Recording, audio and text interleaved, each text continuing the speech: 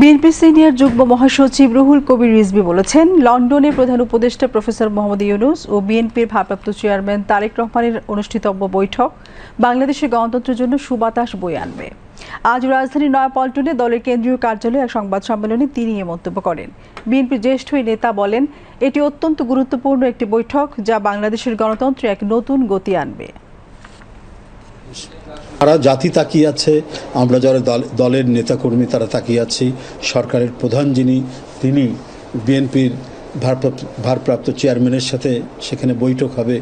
এটা আমাদের কাছে অত্যন্ত আনন্দের একটি সংবাদ। আমরা সেদিকে চেয়ে আছি আপনাদের মতো, এবং আমার বিশ্বাস এই বৈঠকটি হবে ঐতিহাসিক বৈঠক।